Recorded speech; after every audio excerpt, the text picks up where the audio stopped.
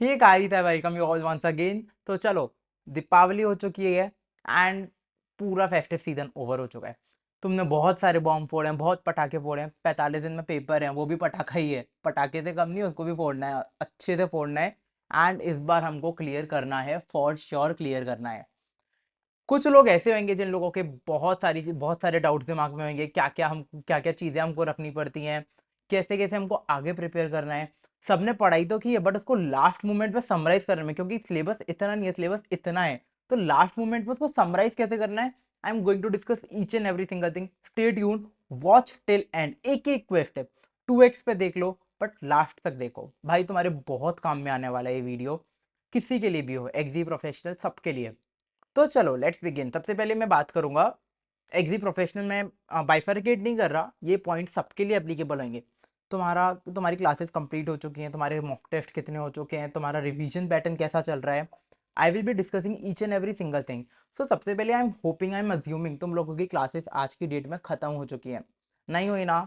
खत्म कर लो यार, मतलब एक दो दिन लगा के पूरा पूरा टाइम दे के खत्म कर लो। अब टाइम नहीं बचा, फ्रेंकली थिंक 40 दिन लास्ट के पूरे रिवीजन के लिए होते हैं। Revision, mock test, wait. तो मैं बात करूंगा यहाँ पे revision, what is this, revision, mocks, और क्या, तुम्हारा जो मटेरियल, तुम किस मटेरियल से पढ़ रहे हो, that is very much important. ये मत सोचना यूट्यूब पे बहुत सारे फैकल्टीज अवेलेबल हैं, do not even think to switch your faculties. मेरे काफ़ी फ्रेंड्स हैं, बहुत सारे मेरे नोन में हैं, जो बोल रहे हैं कि अब तक हम इन टीचर से पढ़ रहे थे, बट हमको दूसरे टीचर का एक वीडियो मिला, हमको उनका समझ में आ रहा है। मत करना भाई गलती। रीज़न बीइंग कि तुमने जिस फैकल्टी से पढ़ा है ना, तुम्हारी ट्यून पूरी बनी हुई है। मतलब उनने तुमको कैसे पढ़ाया है, क्या पढ़ाया है, सब कुछ पूरी ट्यून तुम्हारी बनी हुई है।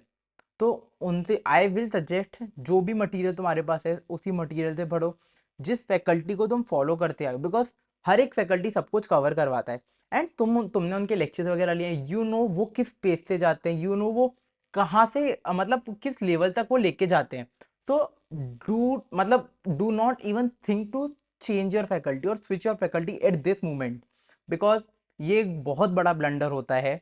मैंने ट्राई किया था काफ़ी जगह, बट ठीक है, मेरे को सक्सेस नहीं मिली थी उस टाइम पे। प्रोफेशनल्स में आई वॉज स्टिक टू एक faculty, and trust me, touch wood, मेरा एक ही अटेम्प्ट में क्लियर हुआ था। तो ये बहुत मेन चीज़ है। नाउ अभी हम देखेंगे तो हमारा मोटा मोटी 45 डेज बाकी है। अब 45 डेज में फ्रॉम 5 नवंबर टू 20 दिसंबर, यहाँ में से -5 डेज कर देंगे तो हमने बस 15 डेज, यहाँ पे अपने पास मोटा मोटी 40 डेज बचे हैं।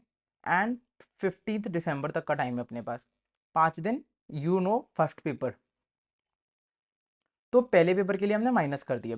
यहाँ पे हमारा 15 दिसंबर तक, 40 दिन में हमको जो भी मैटर है, हमको हमारा मैटर क्लियर करना है। मैटर क्या क्लियर करना है? एग्जाम क्लियर कर रहे हैं। सो 45 दिन में अभी तुम्हारे लेक्चर्स हो चुके ना, मत देखना, मत सोचना। अगर नहीं हुए ना, मतलब चार, आज तुमको फोर्थ को वीडियो मिल जाएगा, 4, 5, 6, लास्ट टू लास्ट 7, 7 नवंबर को अपनी डेडलाइन सेट करो। 7 नवंबर डेडलाइन सेट कर लो कि हाँ, हमको वीडियो लेक्चर सारे खत्म करने हैं अपने। जितना भी करिकुलम है सबको खत्म करके एक रैप अप करके रख दो। एक महीना तुमको फॉर श्योर चाहिए। तुम्हारे कितने रिवीजन होने हैं? तुम्हारा एक ग्रुप है, तुम्हारे दो ग्रुप है, तुम्हारे तीन ग्रुप है। ओल्ड सिलेबस में जो दे रहे हैं प्रोफेशनल के एग्जाम, उनके तीन तीन ग्रुप हैं। तो ये टाइम, अब टाइम नहीं है तुम्हारे पास कि तुम लास्ट तक वीडियो लेक्चर्स देखो, बिकॉज वीडियो लेक्चर्स तुम देखते हो, मेरे को भी पता है, तुमको भी पता है, तुम 1.5 या 1.75 इवन 2x पर भी देखते हो। बट उसमें प्रॉब्लम क्या होती है ना, ट्रस्ट मी, ये प्रॉब्लम होती है।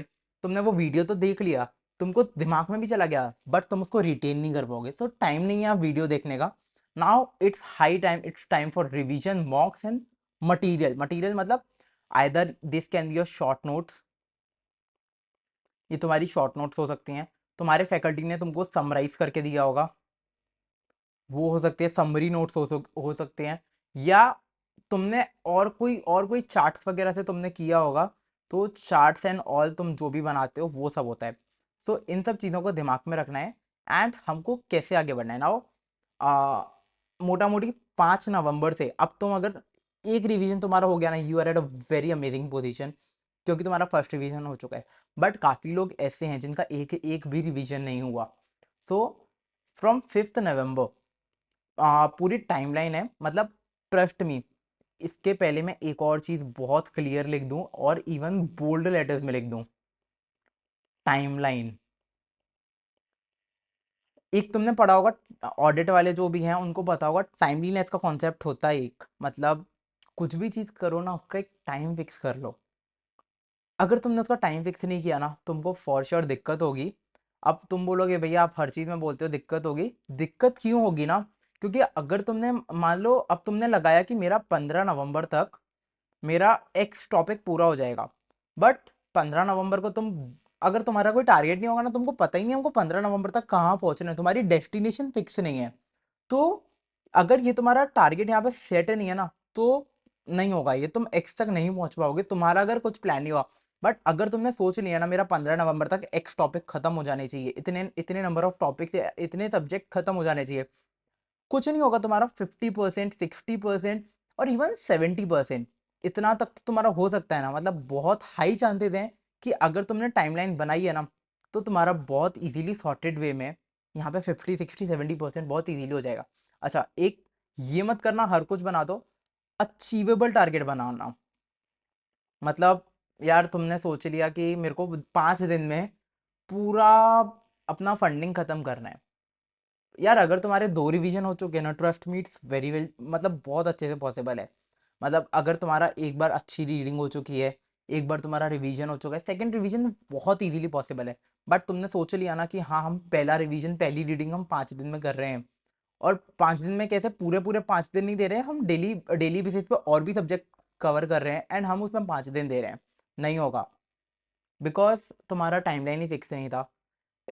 सो अब मैं बात करूंगा मॉक्स की एंड रिवीजन्स की। अब भाई मॉक्स की और रिवीजन्स की कैसे, लाइक तुम्हारे बेयर मिनिमम 2 से 3 मॉक, मॉक मतलब से फॉर एग्जांपल अगर तुम्हारे old syllabus CS professional 9 exams हैं तो तुम्हारे 27 टेस्ट हो जाएंगे, अगर तुम 3 के हिसाब से चले और 2 के हिसाब से चले तो 18 टेस्ट, मतलब 18, मतलब तुम बैठ के 18 टेस्ट दोगे, वही पूरे पूरे उसी, मतलब पूरा अपना माहौल ऐसा बना लोगे कि हाँ हमारे अभी पेपर है और पेपर वाला माहौल बना के तुम पूरे पेपर देने वाले हो। सो इससे क्या बेनिफिट होगा, एक तो तुमको एग्जाम में नर्वसनेस कम होगी, सबसे बड़ी चीज होती है एग्जाम में नर्वसनेस, तुम्हारा टाइम मैनेजमेंट होगा, क्योंकि अगर तुमने एक बार मॉक दे के रखे ना, तुमको पता है यार पेपर कैसे टैकल करना है, तुम पेपर देने जाओगे ना यू विल बी लाइक ठीक है भाई जैसा भी है पेपर देख लेंगे, हमारा टाइम तो मैनेज हो जाएगा, हमको टाइम का कोई शॉर्टेज नहीं है। बिकॉज एक अगर तुमने इतने मॉक्स दे दिए ना, say if I take an example, DD का एग्जांपल लेते हैं, डीडी 2 पार्ट में डिवाइड होता है, इधर ओल्ड सिलेबस न्यू सिलेबस।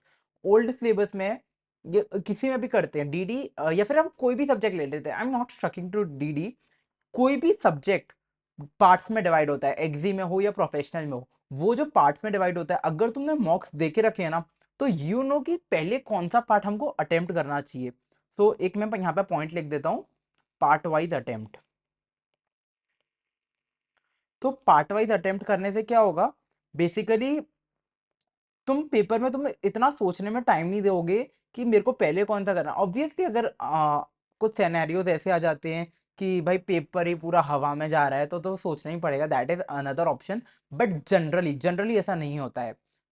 तो मैं अगर इसको समराइज करूं पूरा, तो हमने क्या क्या बात की, सबसे पहले हमारे रिवीजन्स, कितने रिवीजन होने चाहिए, कम से कम हमारे 2 से 3 रिवीजन फॉर श्योर होने चाहिए। अब 2 रिवीजन कैसे, चलो इसका भी मैं बता ही देता हूँ। रिवीजन प्लान, अगर रिवीजन प्लान देखते हैं ना, मैं जनरल बता रहा हूँ, इसको तुमको अपने हिसाब से सेट करना पड़ेगा कि हमको कैसे करना है, मतलब कैसे करना है इन सेंस, मैं जनरल बता रहा हूँ कि इतना टाइम तुमको देना पड़ेगा एंड इतने दिन पहले तुमको अपने रिवीजन कंप्लीट करने पड़ेंगे। टुडे इज 5 नवंबर, अच्छा है नहीं बट टुडे इज 5 नवंबर, तो 5 नवंबर से 15 नवंबर 10 दिन में तुम्हारा एक पूरा रिवीजन फुल फ्लेजेड रिवीजन होना चाहिए। 15 के तुम 20 कर सकते हो अगर तुम्हारा फर्स्ट रिवीजन है, बिल्कुल 15 के 20 हो जाए it's not an issue. Then 15 to, मैं 20 लेके चल रहा हूँ, पहला first revision, then 21 to 30th, 30 तारीख तक तुम्हारा दूसरा रिवीजन होना चाहिए। देन 30 के बाद में 1 से लेके 10 तक ये इसमें तुम्हारे मॉक टेस्ट साथ में रहने चाहिए। अपार्ट फ्रॉम दैट 1 दिसंबर से 1 दिसंबर से लेके तुम्हारा 5 दिसंबर तक अब तुम बोलोगे भैया पहले आपने 15 दिन दिए, फिर 10 दिन दिए, फिर 5 दिन दिए। तुम एक चीज बताओ, तुम एक एक चीज को कितनी बार कितना टाइम देके पढ़ोगे? और उल्टा इसमें सिर्फ रिविजन नहीं है, इट इंक्लूड्स योर मॉक्स ऑल्सो। तुम्हारे मॉक्स इंक्लूडेड हैं इसमें। कम से कम तुमको इन मतलब जैसे ये 3 टाइमलाइन है, इन 3 टाइमलाइन में तुमको एक एक मॉक तो हर सब्जेक्ट का करना ही करना है। एक मॉक इधर, एक मॉक इधर, एक मॉक इधर, बेयर मिनिमम बता रहा हूँ मैं। अपार्ट फ्रॉम दैट यहाँ पर मॉक्स हो गया तुम्हारा, रिवीजन हो गया तुम्हारा, टाइम मैनेजमेंट हो गया, एग्जाम प्रिपरेशन मैनेजमेंट हो गया। 4-5 चीजें तुम्हारी बहुत अच्छी हो चुकी हैं। अब हम बात करेंगे मॉक्स के लिए या फिर पीवाईक्यू को कैसे टैकल करना है। जो हमारे प्रीवियस ईयर क्वेश्चंस होते हैं, ट्रस्ट मी इस पे मैं बड़ा बड़ा लाल वो बना देता हूँ। उल्टा कोई डेंजर का साइन होगा ना, डेंजर का साइन ऐड करो इधर। ओके, तो हमको ये मिल गया है, हमने इधर डेंजर ऐड कर दिया, ये डेंजर है। क्यों भाई? मतलब जो तुम्हारा पीवाईक्यू होते हैं ना, इसमें हर तरह के आईसीएसई ने जितने भी क्वेश्चन पूछे ना, सब तरह के क्वेश्चन इधर ही पूछे। अब तक जितना उन्होंने पूछा वो इधर ही पूछ के रखा हुआ है। अगर तुमने इनको टैकल कर लिया ना, अच्छा एक एक मॉक के साथ में, मतलब अपार्ट फ्रॉम दैट, अगर पॉसिबल हो तो एक एक पीवाईक्यू मतलब अपने से 2 अटेम्प्ट पहले का, लाइक तुम्हारा December 24 का अटेम्प्ट है, June 24 को छोड़ देना, December 23, June 23 एंड December 22, ये 3 अटेम्प्ट के पीवाईक्यू जरूर देख के जाना। रीजन बीइंग, जब मेरा अटेम्प्ट था तो मैंने 2-3 अटेम्प्ट पहले के पीवाईक्यूज देखे थे, तो वो ज्यादा बेनिफिट थे रादर देन मेरे एक अटेम्प्ट पहले वाला। बिकॉज जो एक अटेम्प्ट पहले में पूछा है ना, उसको पूछने के कंपैरेटिवली कम चांसेस होते हैं, बट आईसीएसई हम बोल नहीं सकते ऐसा, कंपैरेटिवली कम चांसेस रहते हैं। सो यहाँ पर अपना ये कंप्लीट होता है। अब मैं एक बार तुम्हारे लिए समराइज कर देता हूँ। हमारा रिवीजन हो गया, हमारे मॉक्स हो गए, हमारा मटेरियल हो गया, हम कौन सा मटेरियल फॉलो करने हैं। अच्छा, अपना चार्ट पहले बना लेना, हमको ये वाला चार्ट तो फॉर श्योर, मतलब चार्ट इन सेंस टाइमलाइन पूरी, एक एक एक एक तुम्हारी डेट फिक्स होनी चाहिए। मेरे को 15 तक ये करना है, मेरे को 20 तक ये करना है, मेरे को 25 तक ये करना है, इंक्लूडिंग योर सब्जेक्ट्स। तुम्हारा कोई भी सब्जेक्ट है ना, सब्जेक्ट के साथ में भी तुमको तुम्हारी पूरी टाइमलाइन तुम्हारे दिमाग में छोड़ना, रिटर्न में सेट होनी चाहिए। बिकॉज दिमाग में हम आते हैं, हमको भूल जाते हैं। एक बार लिख लेना, आधा घंटा देके एक बार पूरा टाइम लगा के अपनी प्रॉपर फुल फ्लैज स्ट्रेटेजीज बना लो। और अगर और कुछ भी दिक्कत हो, do let me know in the comment section below. And all the very very best, खूब अच्छे से पढ़ो, बहुत मन लगा के पढ़ो, you will surely rock. Thank you so much, bye bye. अच्छा, सब्सक्राइब करते जाना।